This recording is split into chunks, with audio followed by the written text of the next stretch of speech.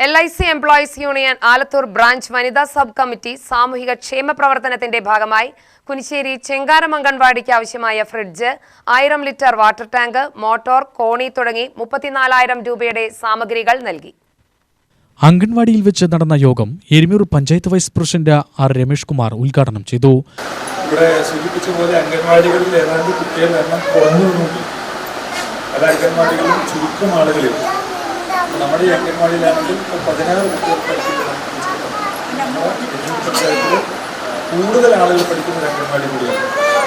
ഈ അംഗൻവാടിക്ക് നിങ്ങൾ നൽകാനുള്ള കാരണം പലതും, അത് പ്രധാനമായും നിങ്ങളുടെ ജീവനക്കാരായിട്ടുള്ള സഹായം കൊണ്ട് എന്തായാലും നന്നായി. അത് മോശപ്പെട്ട കാര്യമല്ല.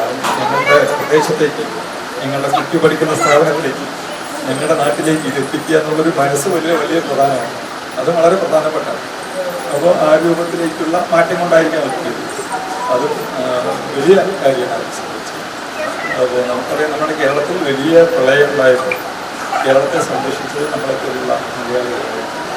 ഈ കൂട്ടായ്മക്ക് തകർക്കാൻ നമ്മൾ ആരും വിചാരിച്ചത് തകർക്കാൻ ഇവിടെ പല രൂപത്തിലാണ് നമ്മുടെ എല്ലാവരും അതിൻ്റെ ഭാഗമായി പ്രയത്നിച്ചൊരു ചിത്രം നടന്നത്. കോടിക്കണക്കിന് രൂപയാണ് അതിൻ്റെ ഭാഗമായി സംഘടിപ്പിച്ചത്. വിവിധ സംഘടനകൾ, വിവിധ വ്യക്തികൾ അവർക്ക് കഴിയാവുന്നതെല്ലാം കൊടുക്കാമെന്ന് തീരുമാനിച്ചത് നമ്മുടെ കേരളത്തിൽ 2 പ്രളയം നമ്മുടെ നാട്ടിലുണ്ടായ വിഷയം. ജില്ലാ പഞ്ചായത്ത് മെമ്പർ ഷിബി കൃഷ്ണ അധ്യക്ഷയായി.